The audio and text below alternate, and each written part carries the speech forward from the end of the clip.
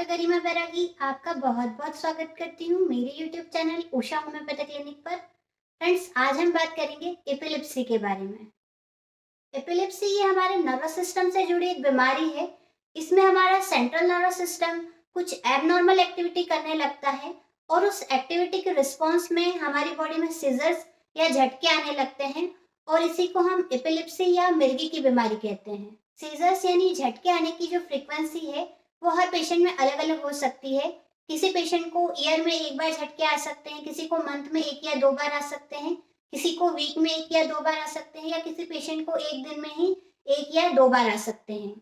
झटके आने के अलावा पेशेंट को कुछ और सिम्टम भी हो सकते हैं, जैसे झटके के बाद पेशेंट्स अनकॉन्शियस हो सकते हैं, यानी उन्हें बेहोशी हो सकती है, बहुत ज्यादा सर दर्द हो सकता है, चक्कर आ सकते हैं।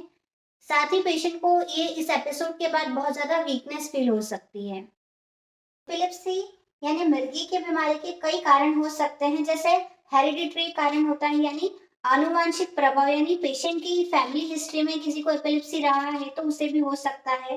हेड इंजुरी यानी सिर पर चोट लगी है तो उसकी वजह से एपिलेप्सी हो सकती है। ब्रेन डिसीज यानी अगर दिमाग से रिलेटेड कोई डिसीज है, जैसे मेनिंजाइटिस है, स्ट्रोक है, इन सब डिसीज के चलते भी पेशेंट को एपिलेप्सी हो सकती है। अब हम जान लेते हैं एपिलेप्सी के होम्योपैथिक ट्रीटमेंट के बारे में। होम्योपैथिक मेडिसिन के द्वारा एपिलेप्सी को जड़ से खत्म किया जा सकता है। होम्योपैथिक ट्रीटमेंट में हम उसका जो रूट कॉज है यानी जो उसका जड़ है उसे पूरी तरह से ठीक करके एपिलेप्सी के जो झटके आने की प्रवृत्ति है उसको खत्म करते हैं। सो फ्रेंड्स, अगर आप एपिलेप्सी से सफर कर रहे हैं तो होम्योपैथिक ट्रीटमेंट लेकर उसे ठीक करें। आज के लिए इतना ही। Thank you and take care.